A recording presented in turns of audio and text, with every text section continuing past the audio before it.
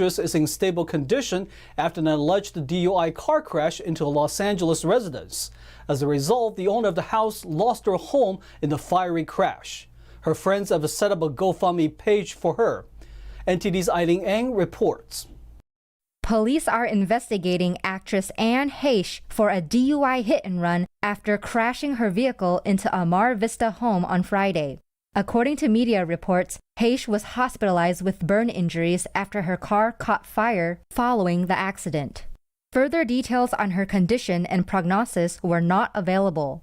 According to the Los Angeles Fire Department, it took 59 firefighters 65 minutes to fully extinguish the flames on the 738 square foot two-story home. The owner of the house is Lynn Mitchell. Her friends and neighbors have started a GoFundMe page to help her. According to the page, she lives with her 2 dogs and narrowly escaped physical harm. Her home was completely burned, and she lost her entire lifetime of possessions, mementos, and all equipment for her business. She was only able to retrieve a few damaged sentimental belongings from the wreckage with firefighters' help. Surveillance footage caught a blue BMW Mini Countryman speeding past houses before the crash. A bill that would make California a sanctuary state for transgender youth continues through legislature. Parents of children who regret their decisions to become transgender spoke against it. A controversial bill in California aimed at transgender youth continues to make its way through legislature. The bill would make California a sanctuary state for transgender youth and their parents fleeing other states. Democratic Senator Scott Wiener authored Senate Bill 107. SB 107 is our trans state of refuge bill, which will ensure that trans kids and their families, if they do not feel safe in their state because of criminalization of the families of trans children, they can come to California. And Parents of children who previously identified as transgender but later renounced the ideology spoke in opposition. Our duty has met with most of your offices to express that parents are against SB 107, regardless of party affiliation. SB 107 is unconstitutional under the full faith and credit clause, as pointed out by your own analysis.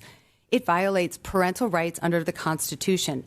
Greg Burt from the California Family Council read the witness testimony of a San Francisco mother whose daughter is detransitioning. I'm a former Democrat who left the Democratic Party because of gender ideology. I'm a parent of a teenage detransitioner. At the insistence of the medical community, we regrettably placed our 12-year-old gender-confused daughter on puberty blockers. We were not told of long-term effects. Medical providers used the threat of suicide to pressure us to accept our daughter as our son. Meanwhile, other parents of children with gender dysphoria have told the Epoch Times CPS has investigated them for opposing transgender ideology or refusing to use transgender pronouns. Senate Bill 107 passed the Assembly Appropriations Committee on August 3rd with an 11-4 vote along party lines. The bill was read a second time the following day and ordered a third reading. The California Technology Institute announced that the school would not require first-year applicants to submit their SAT and ACT scores through 2025. This comes after its peer school announced it will bring consideration of the tests back.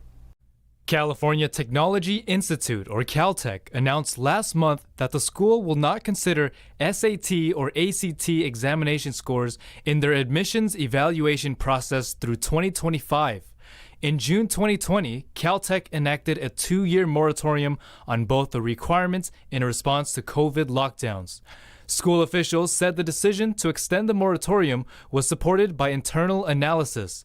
The extension will help faculty members collect more data and study the relationship between academic performance and standardized test scores. According to the analysis of CALTECH, standardized test scores have, quote, little to no power in predicting students' performance in the first-term mathematics and physics classes. But CALTECH's peer school, MIT, announced that it will reinstate the SAT and ACT requirements for future admissions. Their research found that, quote, standardized tests help better assess the academic preparedness of their applicants and also help identify socioeconomically disadvantaged students. In addition to waiving standardized tests, CALTECH also announced it is replacing its current Early Action program with Restrictive Early Action. The program allows some students who applied in a designated early period and were offered admission to have more time to consider other schools. Grapes are ripe and in season in Northern California. NTD's Eileen Eng visited a unique vineyard that has a flair for tradition in the Napa Valley to learn how they make wine. Castello di Amorosa in Napa Valley's Calistoga is welcoming another year of veraison. That's the viticulture word to describe the transition from berry growth to berry ripening. The acid will start lowering and the sugar content will be greater. And so then we look for an equilibrium between sugar, acid, and pH. And then we'll pick the grapes. Okay, so that's how you decide when to pick. You just pick a sample and just test it? Well, we also test them in the lab. According to Dario Satoi, the owner of the castle and vineyard, they grow their grapes across Napa, Mendocino, and Sonoma counties. They primarily make Italian-style wines. The cooler areas of Mendocino, we grow Pinot Noir and many of our white wines. And then Napa County, of course, Cabernet Sauvignon. We also grow some Chardonnay and Pinot Noir in Sonoma County. In total, they have about 120 acres of vineyard with different grapes ripening at different times. And all those acres of grapes have a very distinct way of cultivation, starting with pruning from January to March. The vine is diffusing the energy into many clusters, so the quality won't be as good. You'll get a lot, but it won't be as good. So when we cut, it hurts me to see all these grape clusters go on the ground, but it's better for quality. Harvesting season begins in August and goes through October. We do everything by hand, and we pick by hand, and then we will press the grapes, and then the white wines often don't go to barrels at all, except for the Chardonnay. Wines that are stored go in underground rooms beneath the castle.